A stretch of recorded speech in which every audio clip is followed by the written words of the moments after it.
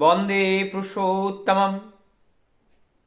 बालक अनुकूल को कौन भगवान के रूप में पूजा करते थे, आज हम लोग जानेंगे कि कैसे वही बालक अनुकूल एक पहाड़ पर्वत गुफाओं में तपस्या करने वाले महान साधक आकर के परम दयाल श्री ठाकुर जी के चरण में भोग निवेदन करके वही प्रसाद के रूप में ग्रहण करते थे। ये सारी घटनाओं के ऊपर वर्णन करते हुए आज इसमें से मूल तत्व को जानने का या ढूंढने का प्रयास करेंगे। आइए आप लोगों को ले चलते हैं हिमायतपुर पाबना में, जहाँ परम दयाल श्री ठाकुर जी का जन्म हुआ था।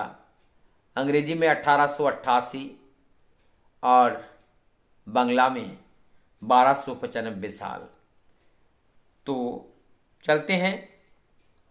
गांव में एक दिन एक सन्यासी का आगमन होता है और ये सन्यासी बहुत उच्च कोटि के लगते हैं और वो आकर के गांव में भिक्षाटन करते हैं, गांव में घूमते हैं और लोगों के घर घर जाकर के भिक्षाटन का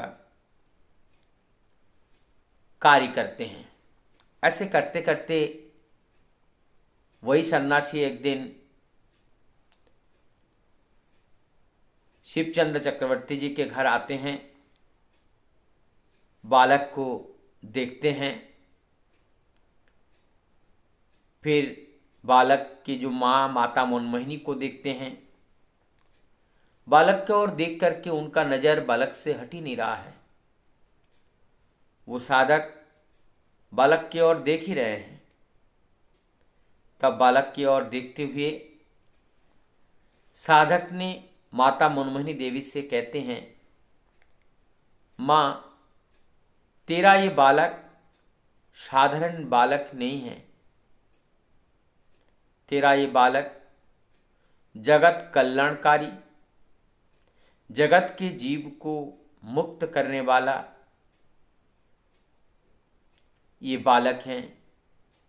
जगत के सारे दुख कष्ट को दूर करने वाला है ये बालक। ये साधारण बालक नहीं है। ऐसे कहकर माँ के वहाँ बैठते हैं। फिर वो साधक गांव में घूमने जाते हैं और घूम घाम कर आकर अपने खाने का अपने जो भोजन के लिए कुछ व्यवस्था जो करते हैं, भोजन जब तैयार हो जाता है वो भोजन को लेकर के और फूल फल लेकर के ठाकुर जी के पास पहुंचते हैं। बालक अनुकूल के पास पहुंचते हैं और वहां पहुंच करके उनको ये भोग लगाते हैं और भोग लगाने के बाद ठाकुर जी को खिलाने के बाद फिर उसको जब लेके आते हैं, जो प्रसाद बनता है वही प्रसाद वही सन्यासी ग्रहण करते हैं और कहते हैं, इतने सालों में हम जंगल में पर्वत में पहाड़ों में जो तपस्या हमने की, उस तपस्या के फलस्वरूप आज हमें उसका फल परम पिता ने बालक अनुकूल के रूप में हमें मिला है। ये इतनी आसानी से हमें प्राप्त नहीं हुआ। आज यही बालक अनुकूल के चरणों में मेरा मन, मेरा धन और मैं फूल अर्पण करता हूँ। मैं प्रणाम निवेदन करता हूँ। मैं अपने सर्वस्व उनके चरणों में लुटा देता हूँ, क्योंकि यही हमारी जीवन सर्वस्व हैं, ऐसे बहुत सारी बातें प्रत्येक दिन करते थे। लेकिन एक दिन माता मनमोहिनी को इस बात का पता लग गया। जब उन्हें इस बात का पता लगा तब उनके मन में एक संशय उत्पन्न हुआ, और वो संशय उनको कोर कोर करके अंदर मानो खा रहा था, उनको दुख दे रहा था। तब उन्होंने उस बाबा जी के प्रति वात्सल्य प्रेम में अंधा होकर माता मनमोहिनी देवी अपने बच्चे का कुछ हो ना जाए, इसी आशंका से उस साधु बाबा के ऊपर उन्होंने कठोर शब्द बाण का प्रयोग किया, और जिसके फलस्वरूप शुद्ध होकर उस बाबा जी ने कहा कि आज मैं अकेला हूँ, जिनके चरणों में मुझे एक फूल, एक पुष्प अर्पण करने नहीं दे रही हो, आप मुझे मना कर रही हो। एक दिन ऐसा आएगा, ये जगत के समस्त लोग जब उस प्रभु के चरण में पुष्प अर्पण करेगा, जब वहाँ पुष्प निवेदन करेगा, तब आप कितने लोगों का हाथ थाम लोगी, उस दिन मैं देखूंगा। ये बात कहकर वो सन्यासी जो ठाकुरबाड़ी से बाहर निकलते हुए चले जाते हैं। ऐसे ही परम दयाल की ये जो घटना है, ये बहुत मर्मांतिक घटना है, बहुत एकदम झकझोर देते हैं कि जीवन में तपस्या करने वाले एक तपस्वी आकर के भगवान मान करके जिनको पूज रहे हैं, आज हम उनको समझ नहीं पा रहे हैं। ये जो इसके लिए जो भोग हैं, इसके लिए जो दुर्भोग हैं, वो कौन भोगेगा? हमें ही भोगना पड़ेगा, क्योंकि हमने पाकर छोड़े हैं, हमने पाकर उसको छोड़ दिए हैं, हमने पाकर उसको समझ नहीं पाए हैं। यही विडंबना है कि जब हम जिस चीज़ को पाने की चाहत में हम जिनको हम ढूंढ रहे हैं, उससे बड़ा चीज़ हमारे पीछे पीछे घूम रहा है, लेकिन हम पीछे मुड़ के देखना नहीं चाहते हैं। हम अपने निकटस्थ को सम्मान देना नहीं जानते हैं, और इसी वजह से हम कभी कभी बहुत बड़े रत्न को ढेला समझकर फेंक करके हम आगे निकल जाते हैं, और हमारा जीवन का जो भाग्य है वो भाग्य भी असहाय हो जाता है। वो भाग्य हमें निराश, उदासीन, हताश होता हुआ देखकर वो निराश हो जाते हैं। ऐसा ही जीवन है, ऐसी जीवन होती हैं। हम सब कुछ पाकर भी खोते हैं, और ये जीवन ऐसे पाकर अगर ऐसे अमूल्य रत्नों को अगर खो दिया, ये जीवन अधूरा रह जाएगा। ऐसी घटना के माध्यम से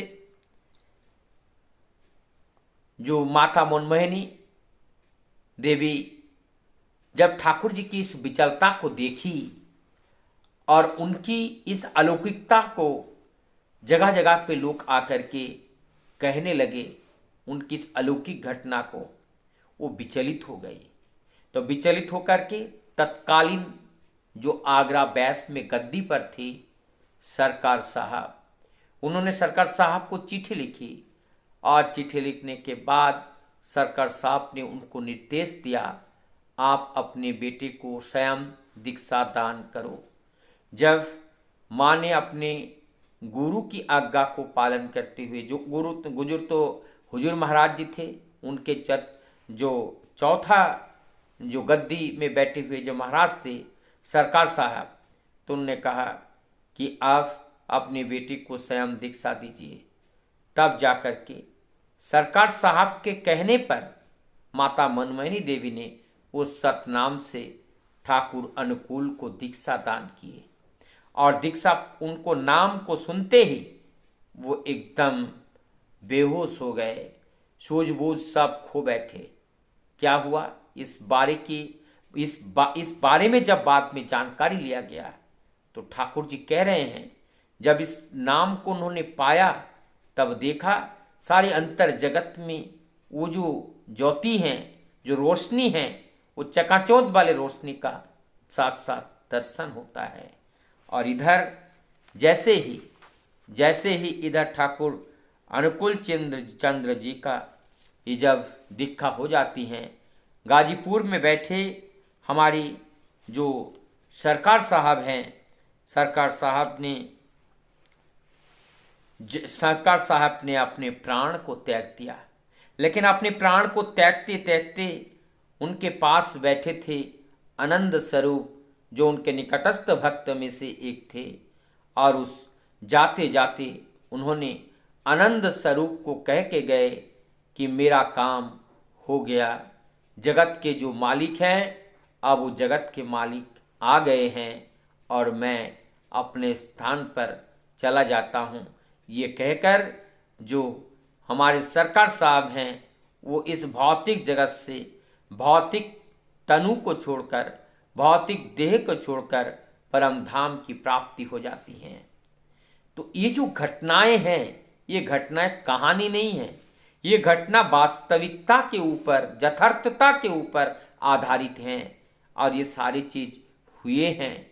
जब जिस समय ठाकुर जी का दीक्षा होता है, उधर सरकार साहब अपने प्राण को त्याग देते हैं। वो अपने परम धाम की प्राप्ति होकर वो परम धाम चले जाते हैं, अपने गंतव्य पे चले जाते हैं। इस कार्य के माध्यम से, ये सारी घटनाओं के माध्यम से हम जगत वासियों का ये सीख मिलती है कि जगतपति इस जगत में आ चुके हैं। अब उनका कोई काम बचा नहीं है, क्योंकि वर्तमान जब आते हैं, पूर्वतन उनके अंदर निहित होते हैं। अब वो वर्तमान बन करके, आचार्य बन करके, इस जीव देह को धारण करके हम सब लोगों को कर करके सिखाते हैं।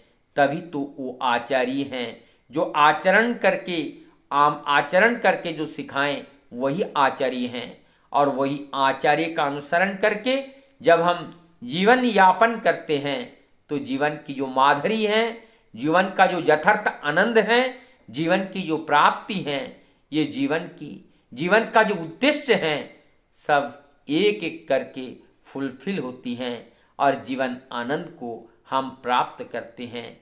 जीवन सफलता की ओर जाती हैं और ये जीवन आनंद से भर जाता है। आइए ऐसा महाजीवन को प्राप्त करके, महामानव को जीवन में सद्गुरु के रूप में धारण करके जब चलने का सौभाग्य होते हैं, और उनकी वाणी स्वरूप जो हमारा मंत्र है, वाणी स्वरूप जो मंत्र हैं, तो वही मंत्र को जीवन का बीज मंत्र मान करके जब हम जपते हुए, कर्मों में परिणत करते हुए चलते हैं, तब हम अपने जीवन में सफलता की उस चरम शिखर तक पहुंचते हैं, जहां पर जाकर ये परमानंद, ये आनंद की जो अमृत रस हैं, उस अमृत रस का आकांठ पान करके अपने जीवन में उस अमरत्व का जो स्वाद है, उस अमरत्व के स्वाद का अनुभव लाभ कर सकते हैं।